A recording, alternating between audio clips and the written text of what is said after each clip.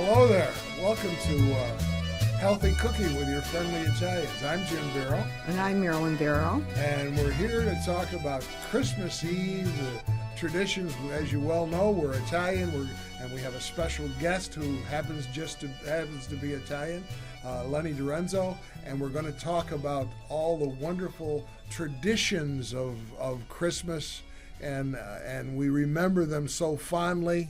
Of our families getting together. It's a happy, happy time of the year, and we embrace those traditions. So we're going to be talking about them. We've got a few recipes. Yeah, we do. That we do, and they're going to be a ciappino, ciappino, and a gnocchetti, and a shrimp, skewered shrimp. We're going to be talking about those. So we got a lot to talk about. We do. Yeah. But first of all, Christmas Eve was basically celebrated in the Italian household. But supposedly you were supposed to have 7 fishes. Yeah. Now, this goes all over the place. Lenny will say, you've heard how many fishes at some? We've heard 9 fishes, 11 fishes, and at our household we probably had 5. We probably did too. It wasn't 7. And it changed continually. Right. But there were some real long-term traditions that everybody wanted. One that probably is pretty much in most Italian families, it was something called bacala. And bacala was nothing more than salted cod that was as, well, it was like a baseball bat. It was so dry. It was like eating cardboard. Right, it was like cardboard, exactly. Yeah. And then you had to, for 7 days, you had to put it in water, and then you had to rinse it and get all the salt out. And no matter what you did, it never tasted particually good. No, and it stunk up the house. And to cook it, yes. Do you remember that odor, odor, Lenny? I remember it. It was, it did smell up the house a little bit. And that's probably why we switched from that to haddock and clams and right. Yes. And right. mussels It tasted and so a lot on. better, didn't Yeah, it? it certainly did. Well, Lenny comes from Elmira, right, and was fortunate enough to marry a Seneca Falls girl who was part of the Giovannini family. We've decided that between the Senecropis and the Giovanninis here in they're Seneca going to take over the world. in Seneca Falls, anyway. And he now has a place. You have a place on the lake? We have a place on the lake. Right. Yes, we're actually moved up here. Right. But I would correct you on one point. I think that Giovanni was fortunate to marry a DeRenzo. Okay. Don't want to start a war here. And as Lenny pointed out, we have a connection that we talked about the Del Papa family and about the Del Jim's Papas, family, right. his grandfather, yes. And from Geneva, and how he was the patron for the Italian people, the first Italian that came into Geneva. Well, in Elmira, there was a Del Papa. There was a Michael Del Papa. Michael Del Papa, who basically was the patron for Elmira. Is that right? That's correct. Yep. And somehow they are interrelated. We're not quite sure. Bob DeSio, who's Jim's cousin, has done a lot of looking through. Yes. But there were some definite connections. They both did the same thing. They brought immigrants over for the railroad. Pretty much it was the same.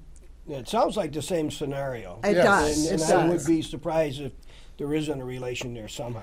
And isn't there a connection to a real good restaurant in Elmira? Yeah, Moretti's. Moretti's, great restaurant. Great restaurant right down around the patch, which is where Del Papa kind of ran his empire. Right. Yep. Right. And this was in Torrey Park in Geneva that his Yeah, grandfather ours ran. was called the patch. Right. On Railroad Street. Or Railroad Avenue. Yeah, Railroad. Not. So we have a connection there, and we thank Bob DeSile for giving us all this information about. He is incredible. He has is. been looking up a lot in the Geneva Times, which is the Finger Lakes Times now, and looking up all this, which is really interesting because we pass it on to our sons. But we're getting an awful lot of history about Jim's family. Yeah, and in fact, maybe we can get Bobby on to talk about that. So let's talk about Christmas Eve, and what we talk about the 7 fishes that we supposedly ate, which we never did, right? Right. But you always had a pot of sauce on the. We traditionally, Christmas Eve morning, there'd be a pot of sauce going, and there'd be, clams in the house. There'd be some mussels in the house. There'd be some. I remember at one point some snails, even, and there'd be, just an array of different fish, and then smelt, which was kind of like the finger food for the day. Exactly, because those were and fried, it and was you like would a snack. yeah, and you would have to eat those almost immediately. Those were flash fried, and that's how you ate them. Yes, And back when Mom and both our mothers were doing this, they used to have eel, and neither of them wanted any part of eel. But again, it was tradition. that was my grandmother that insisted we had to have eel. And they used to go to Syracuse to get the eel, Exactly. bring it back in, and put it in the bathtub because they didn't want it getting out and going through the house. But it did get. But it did. It got loose one day, and both my mother and my aunt were supposed to take care of it, and they decided they weren't going to go look for the eel, so my cousin had to call somebody to come and get the eel, somebody that really liked eel, that she knew, her hairdresser, and he came and got the eel, and we never made the eel that year. That just left. And actually, eel was pretty good, but you had in order to clean it, you had to take a pair of pliers and pull off the skin, and it was a pain to do. Yes, and I think you killed it just before you did that. Yeah. I mean, I don't think you could. But it was Well, like when tradition. you bought the fresh calamari. Right. You had the calamari, you had to Oh my kind of God! You had to take all the. Do you remember those? pull all that out. oh, and- what was and inside it just of made them? a mess. Yeah. Yeah. Jim, did you ever see the inside of a squid?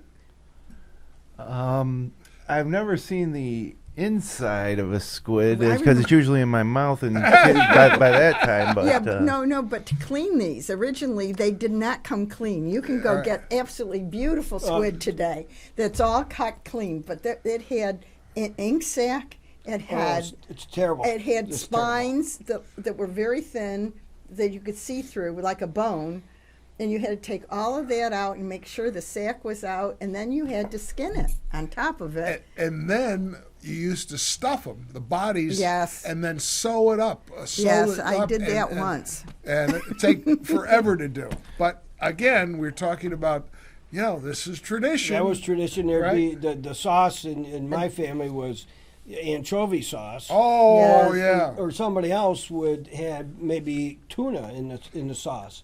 And a couple of years ago, I was mentioning that, and a good friend of mine had her mother, Mama Musi, Yes. made me some anchovy sauce. And Sheila wasn't big on that, but I put that on the pot in the stove, and just like the old days, I sat there with a loaf of Italian bread and dipped it in the Right. sauce. and Can't ate beat it. Yeah.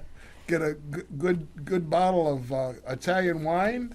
Not a bad bottle, Jim. There is not. You're absolutely right. There is not a bad bottle of The other Italian. thing that they made in our family was octopus at times too, and that was even more difficult because you have to skin that too. And you had to didn't beat do it. that. Then you have to beat it To and tenderize. you what's the either- difference between the calamari and the octopus? It's just bigger. Oh, Yeah. it's huge, and it has like Got the big sucker, head on it a and big those- head, and it yeah. has like.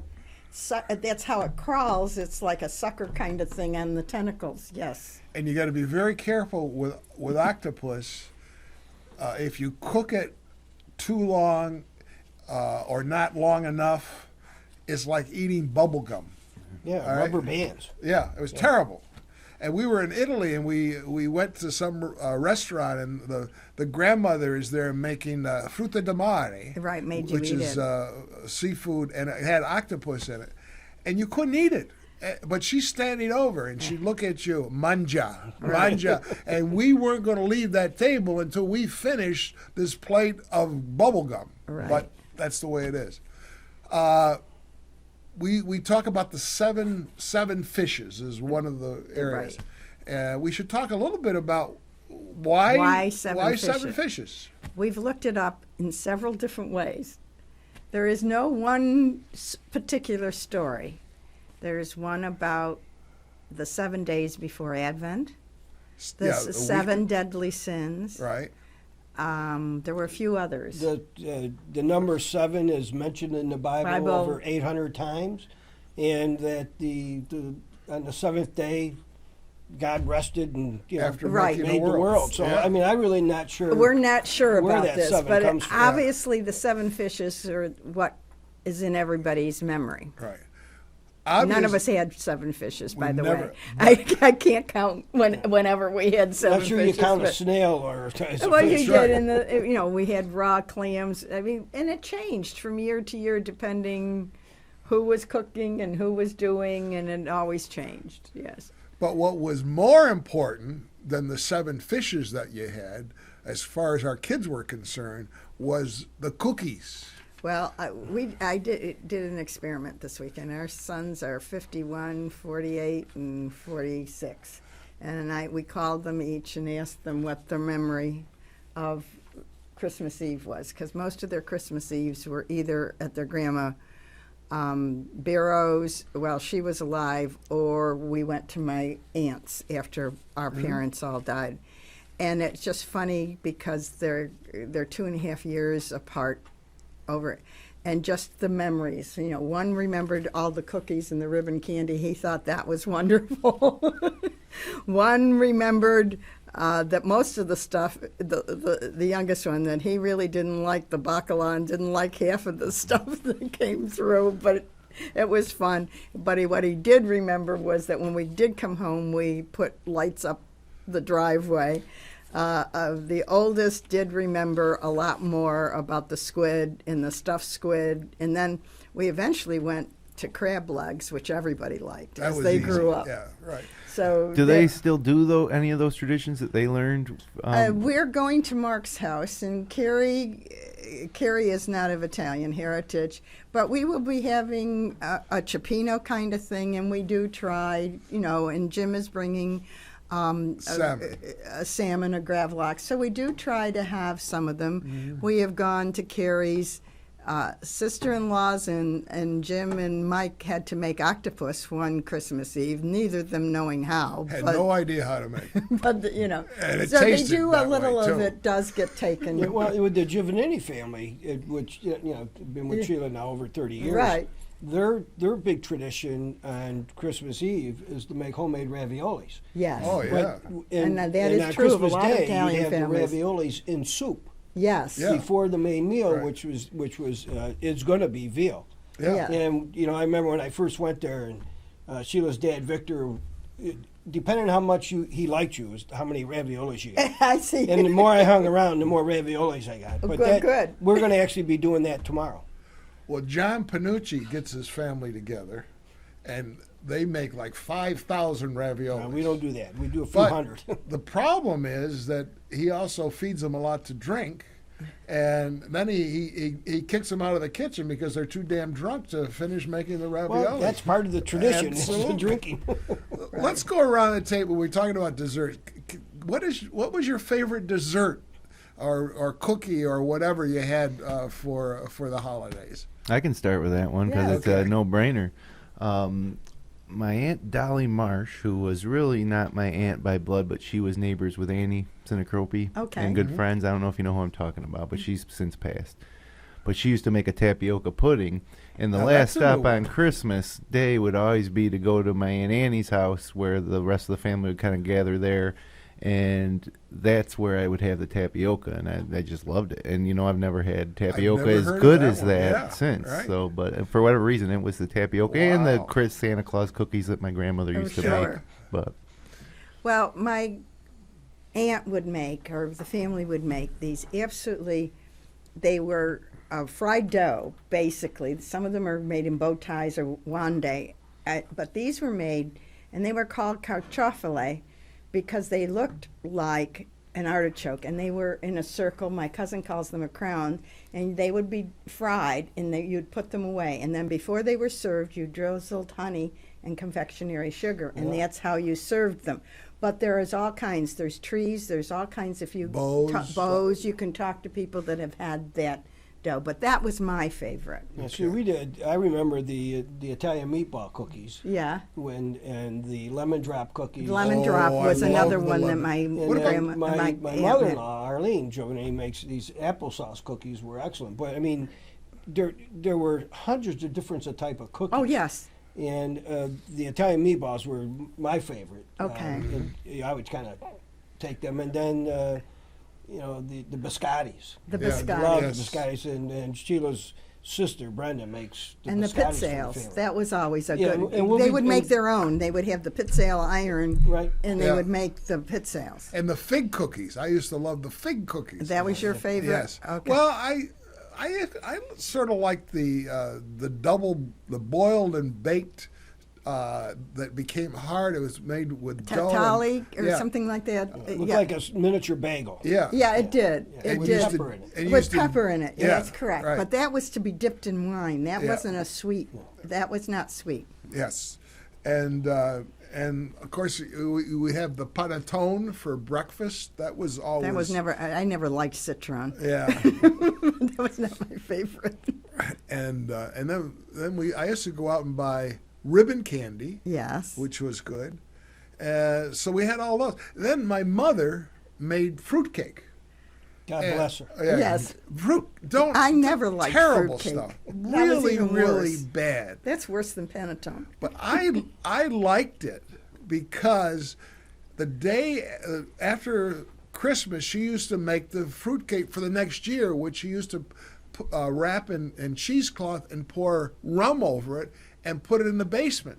And then would go down and check to see how much was absorbed into the fruitcake. I found out about this. She's young. Yeah. And I would go down and sip out all the booze, and she couldn't understand how could this fruitcake take all this booze. She never Well, it was caught in on. me. She never caught on. No. She never caught on.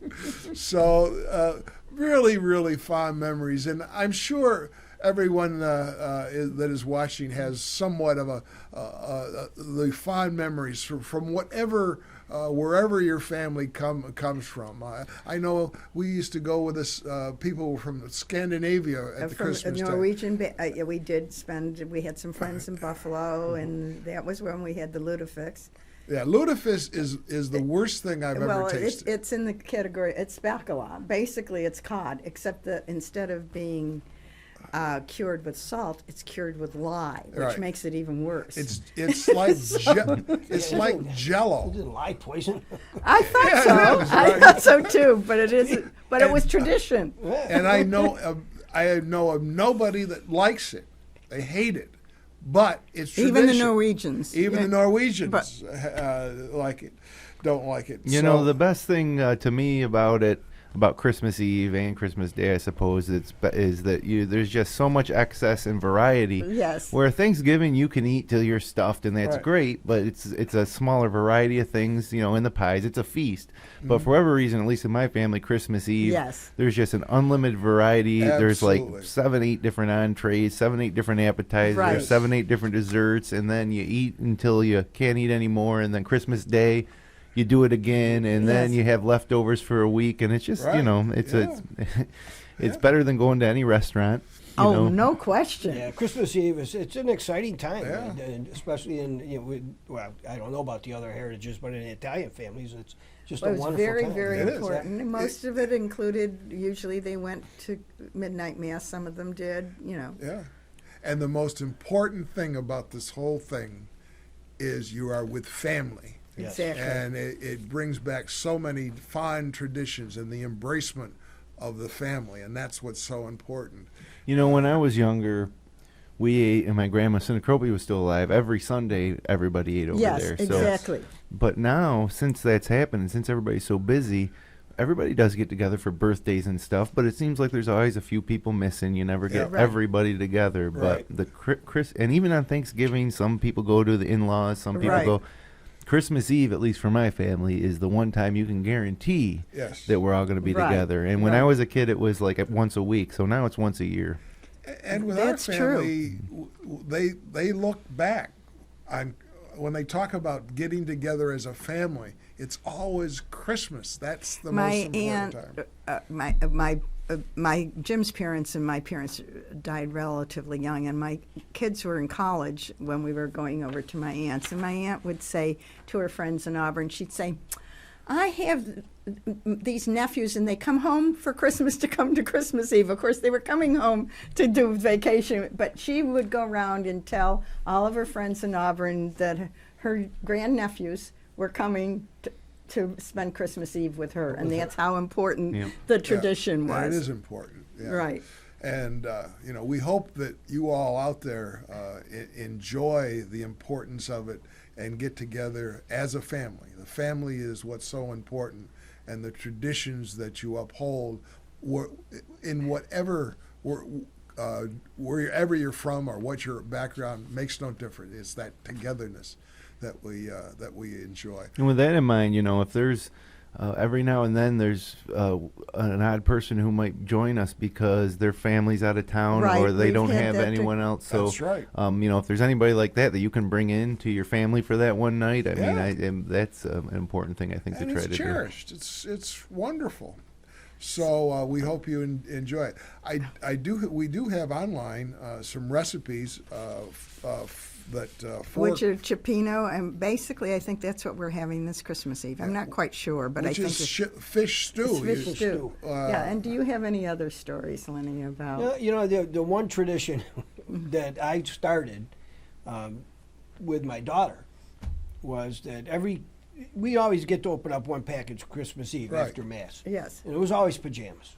I don't care what it was pajamas. And I started that with my daughter. Right. She was little. She always got a pair of pajamas. Well, my daughter's 42 now.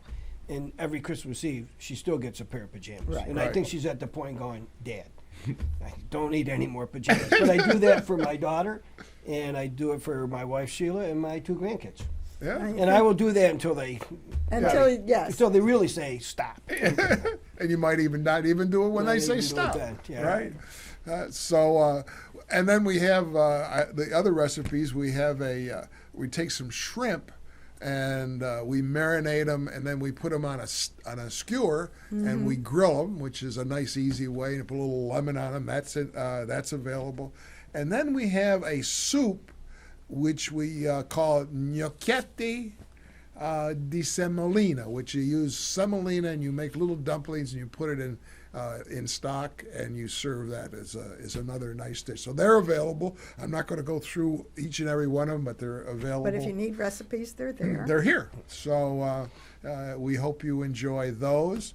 I want to wish my cousin Bob DeSile a very Merry Christmas. I talked to him today, and he is the one that brings us all together of tradition and our history and the proudness of our heritage, as well as Lenny, you do the same, and it's important. So you should enjoy the time. We're gonna be leaving tomorrow for the holidays. And we're going to be gone for a while through the end of the year, and also we're going to be going to be with our family in Baltimore at the end of January. So another thing. So when we get through all that, we'll get back to you, and we'll get started. Hopefully, have some more. Yes. You're going to tell some stories about what you did during the holidays. We can do that, and then we want to wish everybody.